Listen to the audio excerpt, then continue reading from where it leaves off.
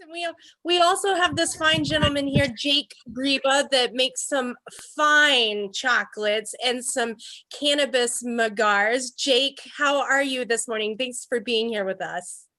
Good, Jamie. Thank you for having me. It's Jake to join us because I find his line of cannabis products very fascinating. You know, it's something they always tell you when you go into business is pick a couple of products and stick with it and just really dominate that. And I feel like that's what Jake has done with his Midnight Roots brand.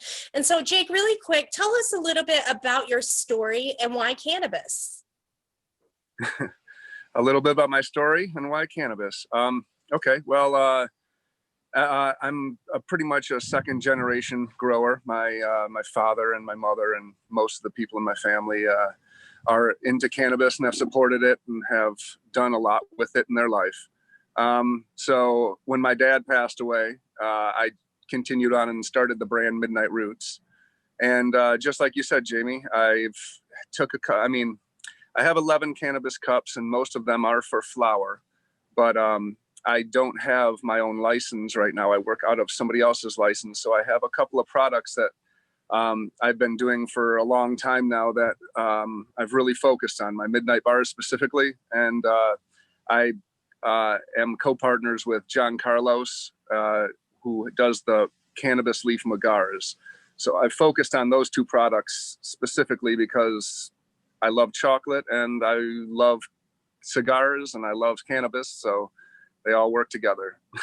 And, you know, he came here, he just moved to Michigan actually from California because we have a deal with Choice Labs out of Jackson right now.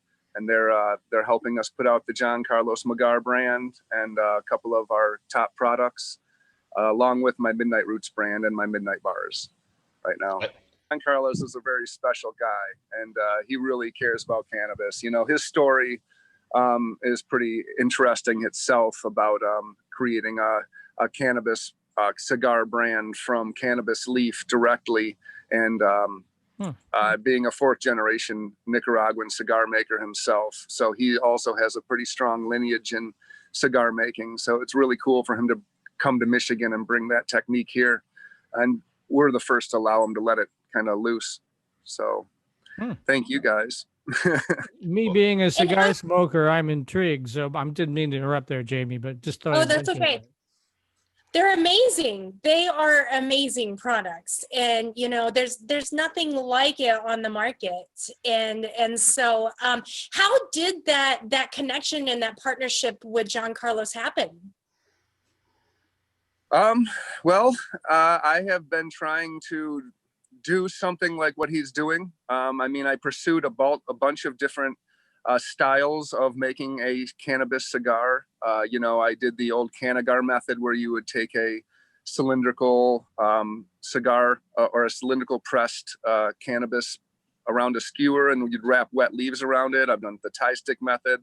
I've tried a bunch of different palm leaves, you know, tons of different types of leaves to do this. And John Carlos had his own proprietary method, which was basically to take the leaves and remove the chlorophyll and remove the starches, remove the nutrients, and then form them into a shell so that you wouldn't wrap wet leaves around flour and risk forming mold. So he had a deal with a couple of California guys, the Frenchy Cannoli crew and Aficionado, and then that kind of just fell apart. And I hit him at a very strong time. I had been approaching him for a long time about working together, and he was pretty exclusive with them.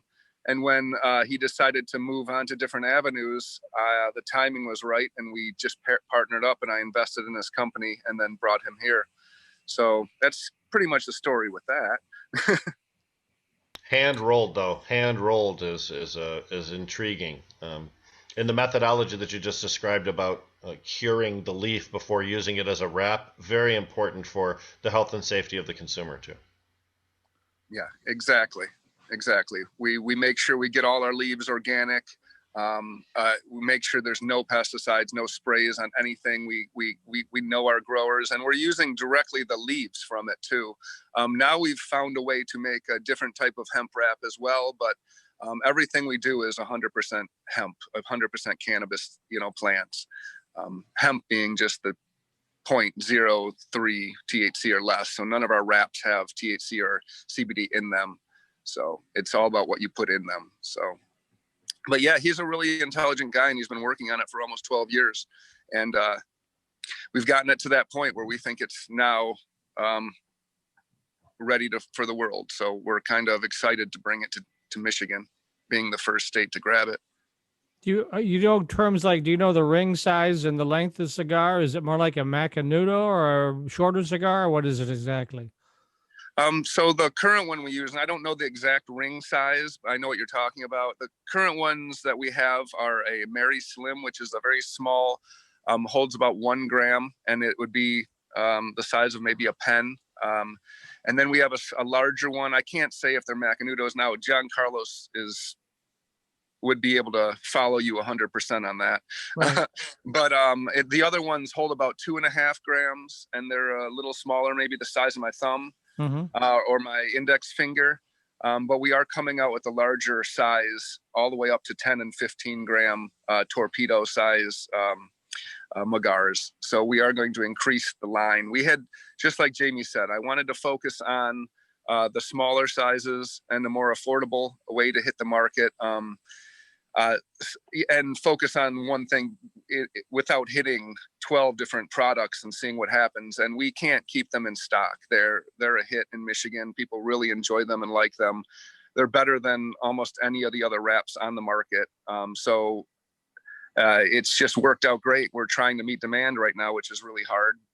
Having to source really good leaves, it's hard to find people that are growing big enough leaves to use Magars even. So we're facing some different challenges here in Michigan. But do you wholesale those? What provisioning centers could one find those at? Do you know?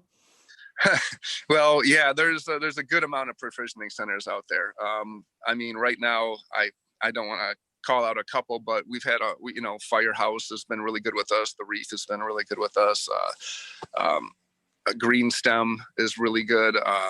Shango has been really supportive. I mean, there's a good amount. The Dispo, there's a lot of guys. House of Dank, Heads, and then Choice Labs.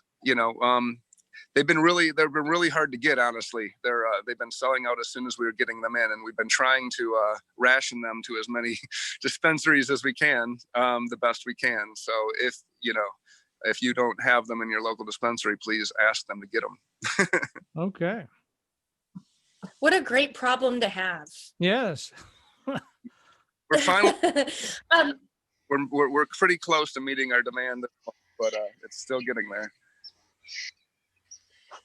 Awesome. So what has been the biggest challenges for you in having your products in the licensed market?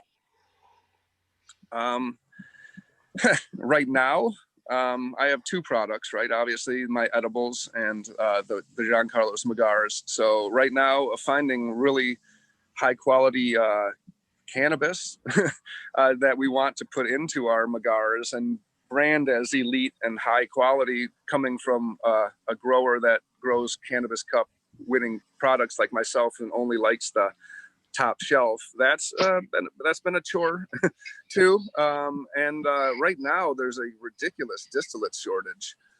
So we're having just really ridiculous hard problems sourcing distillate at the moment, as is everybody, and the cost of distillate has shot through the roof. I mean, 6 times as much as it was a month ago is what we're paying now. So those problems are some interesting problems that we're having, scaling up our brands.